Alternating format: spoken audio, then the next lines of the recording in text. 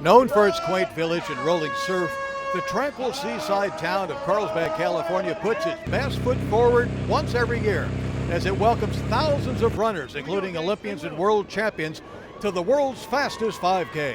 Welcome to the 31st running of the Carlsbad 5000. Hi everybody, I'm Tony Remus along with Matt Turnbull, Elite Athlete Coordinator at Competitor Group. And Matt, it's time for the men's competition at the 31st Carlsbad 5000.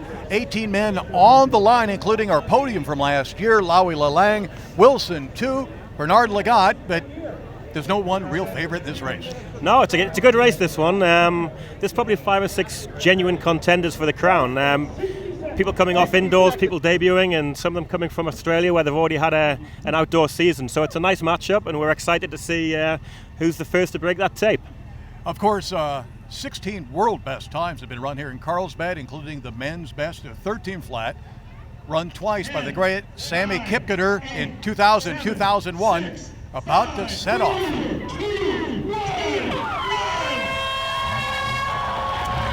And we are away at the 2016 Carlsbad 5000, the world's fastest 5000. And we do have something of a pacer in the field. Matt, who is it? Dusty Solas is going to take them out. He actually won the inaugural mile yesterday. He's a 4:02 miler, trains with Carlos Handler up at the Big Bear with Brenda Martinez and Boris Berrien after his success. So we've got a good pace here. They're going to go out in about 13:10 pace for the first 2K is the plan. And as we said, 13-minute flat world record probably never will be challenged. No one's come within a javelin throw of it in years to come. I think 13:10 is the second fastest time on this course, as we see Wilson 2, who was kind of a surprise last year in the orange top, now taking up second place behind our pacer Dusty Solis. And he's not a surprise again this year. He's not going to be able to surprise anyone, but he's probably fitter than he was last year as well. Yeah, I mean, I think the surprise in the field, when I say surprise, just meaning the unknown quantity is certainly Debeli Gesmu. He trains with Dijen Gebremeskel, who has won this 4 times, as you mentioned before. He's in good shape. He's the unknown, and that's what this race has been about before. No one had heard of Meseret Defo when she finished 11th. So we're looking forward to see how he goes. And speaking of which, Gesmu, who is on the far outside in the black with white accents, he's also the cousin of Meseret Defar. So the DNA can't have fallen too far from the tree. So the odds are, and just the way he looks, he is smooth as can be and just elegant and not working hard whatsoever. Yeah, that's right. And the other guy who I know wants to run fast has actually just taken over the lead as Joshua Cheptegei of Uganda. We haven't had a Ugandan runner here before. He set a national record for 10K a few weeks ago in a very sodden Spanish venue. He's looking to run fast. He doesn't know exactly what he's capable of, but he's here to have a go, and he's just almost urging the pacemaker on a little bit now. And you told me, again, before the race got underway, that he's one of those athletes where you just get in close to him and see him, and he's got that it factor. Absolutely. This is the first time I met him, and he has got that factor. He's a very confident young man. He's confident in his ability. He knows what he wants to do this year. He knows what he wants to do next year. I mean, the World Cross Country Championships are actually in his hometown of Kampala in Uganda, so that's really a focus for him between now and obviously Rio. He said, if I get a bronze, it's okay. 1K, 2:38. 2:38, 1K, 2:38, 1K. How's that on the pace, Matt? Yeah, they're pretty much on pace. Dusty's going to try and keep going for another K, but as we say that, Clement Langout, the 2014 African champion, is certainly urging him along, and there's 2 or 3 going with him. You know what just happened is just before the 1K mark, I think you were looking down at the time, Clement Langout got kind of, his foot got nipped from the outside and he stumbled by 2 or 3 steps, almost went down. And as so often happens, that puts the fear of God into an athlete, and they try to get some open territory as quickly as they possibly can. And I think that's why we see him sort of jump to the front, because he was very nervous. But as you say, he's a 13, 15, 5,000 meter guy, which he set in Yokohama, Japan. Although this is his first road 5K, and sometimes it's not the distance, it's the allocation of energy over distance, which is not on standard 400-meter laps, which confuses debutants on the roads. Well, that's it. When a race gets a reputation of being a fast race, people psychologically come here and run fast. Obviously, a 5K on the roads, there aren't many world-class fields put together. This is obviously one of them. as they take that first corner very, very quickly. So yeah, I mean, it's psychological that they're going to run fast, and they're certainly licking along at a decent pace right now. Yeah, and Lawi Lalang is now amongst that lead crew. He's in the second pack alongside with Hassan Mead. As we see Wilson 2, the pacer Dusty Solis. We also see that he parts Debeli Gezmu. 4:15 mile 1. 4:18, 4:19 4:19, mile 1. 4:20. Was that a 4:20 or 4:15? 4:15. That's the 4K mark. That's a 4K, okay. It's a 4:15 first mile, which is very similar to what we've had over the last few years, to be perfectly honest with you. Last year was 4:14 on the way to a 13:32 winning time, but we go back to 2012, the second win of the Jen Gebremeskel on his 4-race string. He ran 4:12 for that first mile and ended up running at 13:11. So the first splits don't tell you too much. It's who's got running left in their legs in that final mile, which makes the difference. Is now Dusty Solis, our pace setter, has pulled off, and the young Ugandan has gone to the front. You can see by the riffling of his shirt that there's a bit of a headwind here.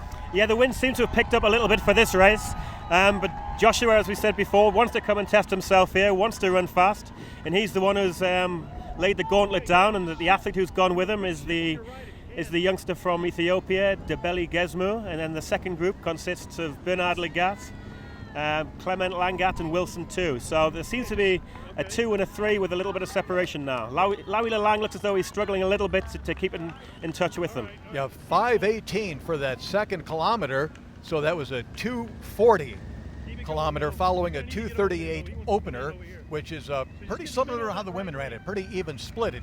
And yet, we were talking earlier again, Lawi Lalang, our defending champion, he's run 4 races so far this year, very small competitions, although he ran the Boston Indoor Grand Prix, got third at 7:45 at 3K. He's really done anything to really separate himself or show that he's really in top form. And Bernard Legat, who was second in this race 2 years ago, and third last year in a world best for Masters 13 minutes and 40 seconds, is in 4th place right now behind Wilson 2. As now Gezmu tightens up on Cheptegei from Uganda. This was much more typical Ethiopian way of running. Joshua Cheptegei keeps looking after the shoulder, almost encouraging Gezmu to come and share the lead, but there's no way in the world he's going to do that. So as we saw before, Meseret leading and the Kenyan sitting in. This has gone much more true to form with Debeli Gezmu just very, very happy to sit and make the race come down to the last 200 meters. And you could just look at how erect his neck is, no movement in his shoulders. I mean, his form is so smooth and so efficient. Just not that Cheptegei is flopping all over the place, but it's just incrementally less efficient than Gezmu behind him. Yeah, Cheptegei's a very upright athlete, while Debeli Gezmu, we've seen athletes like Bekana Daba and those sort of athletes have come and won here, and he's very, very typically Ethiopian. But Joshua Cheptegei's just put the hammer down a little bit again, and he's gapped Gezmu a couple of meters. And this is exactly where, maybe even a little bit earlier on this stretch, that Meseret Defar made her first gap in the race. Now later on, Caroline Kipkarui did come back on her, but the wind at their back for the first time, and I think the second time these athletes sort of get the sail effect going a little bit. He's feeling good, he's standing tall, and he's pressing the issue. And there's a gap back to Gezmu. 2 is closing in 3rd place, and Bernard Legat, the great master, 41 years of age, still solidly in 4th with a big gap back to 5th. Yeah, all 4 athletes actually look very comfortable within themselves. It's Joshua who has pushed things along. 8:01 3K. 8:01. It's an 8:01 and 3K.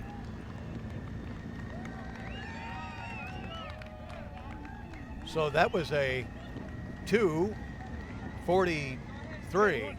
And Wilson 2 moves into 2nd place. He looks as though he's got the chase on. Gezmu's gone with him, but it's Wilson 2 who's just said to that little pack of 3, who's probably got about 20 meters to catch up Joshua Cheptegei. Cheptegei, boy, he's really gotten taller. Yeah. On this stretch. We were just talking about the form of Gezmu looking really good there. 8:38 at 2 miles. Last year, 8:37. 8:33 back in 2012.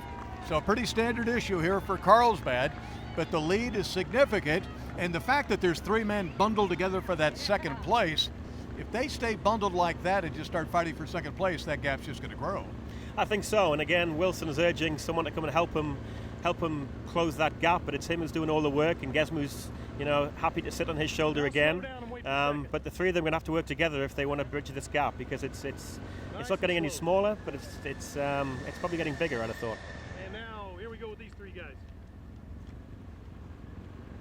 So Gesmu, Bernard Lagat, Wilson 2, with 2 in the orange outfit. In second place, Gesmu the Ethiopian, Bernard Lagat, the Kenyan-born American, 2-time Olympic medalist at 1,500 meters, second fastest 1,500 meter man in history. Just one of the legends of the sport. I think a 6-time world champion, both indoors and out.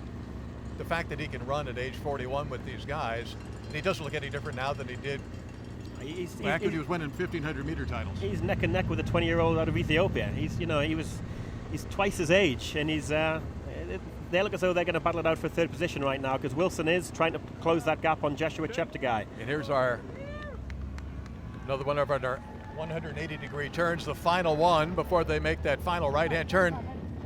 So Cheptegei from Uganda takes a little sneak peek. The good thing about the 180s, you can sort of see where your competitors are. Yeah, you can put me up next to first again. Wilson 2, second last year, has closed that gap, but right now is in no man's land. The sun has gone in, good for them. Bernard Lagat now is in 3rd place along with Gesmu from Ethiopia, Debeli Gesmu, kind of the training partner of the Jen Gebremeskel, a 4-time Carlsbad champion. And that's the fight for 3rd place.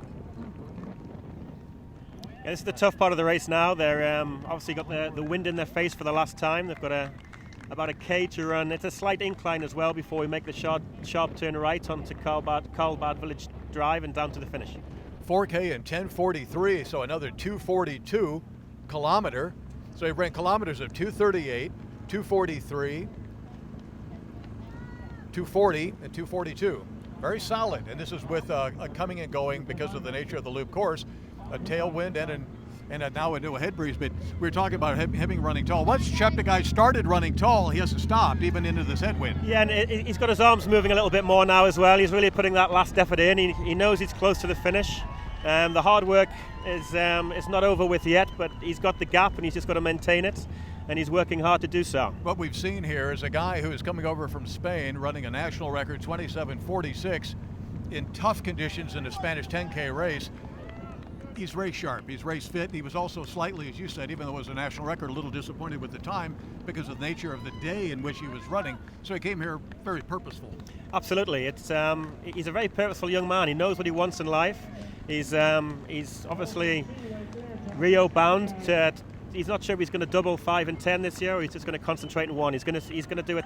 I think he's trying to get the 5,000 qualifier in Shanghai, one of the opening Diamond League races, and he's going to take this year as a bit of a yardstick for him, and then really hit 2017 with the World Cross and the World Championships, which will be back in London. Well, he's going to be right near his 13:28 track PR, but again, that was run at altitude back home, and you can generally take 30 seconds, 20 to 30 seconds off that kind of time once you're going at 7,000 feet down to sea level.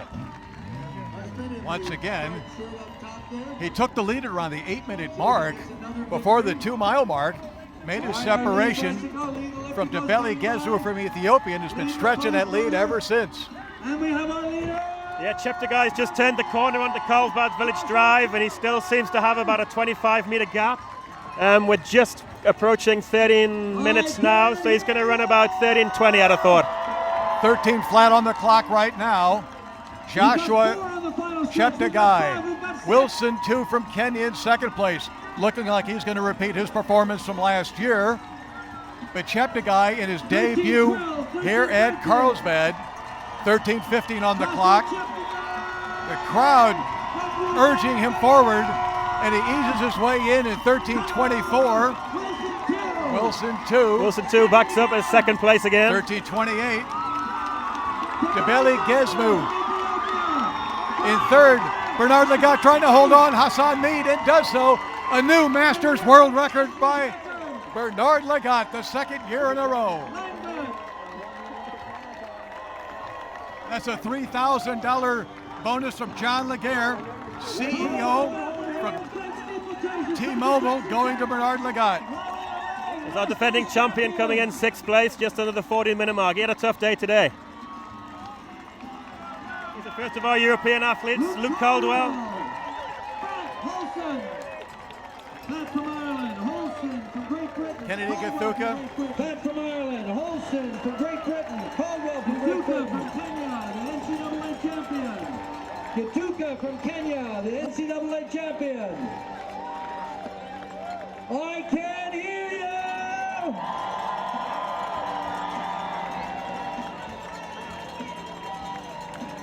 Remsky, Dallas Birmingham of Australia. Will Lear, 6th in the World Championships at 1500. You'll probably see him in Rio for the United States at 1500 meters. Tell me about the race course. Tell me about Carlsbad. How do you like this event? Carlsbad is really a nice course, and also the weather is very nice. Not like other races where I go and I find that the weather is not friendly. I really like Carlsbad. It's really a friendly weather. You know, I know you just came from Spain where you ran a national record 27:46 for 10K on the roads, but the weather was not very good. So this made a big difference here in Carlsbad? Yeah, really. It means there's a big difference between here and Laredo, Spain. Now tell me about your chances heading toward the Olympic team. What do you have to do? What event are you going to be focusing on? I'm going to focus in the 10K, 10,000 meters. And do you have to run a qualifying time, or do you already been selected? I've qualified, and it's just a matter of preparing for the event. And what does this win today tell you about your conditioning as you head toward the summer and the Olympic Games? I think I think I would be in top 5. Yeah, you know. You think you'll be in top 5 in the Olympic Games? Yeah. I think, yeah. That's a very confident young man. Yeah, thank you. Well, congratulations here, and the best of luck in Rio. Thank you.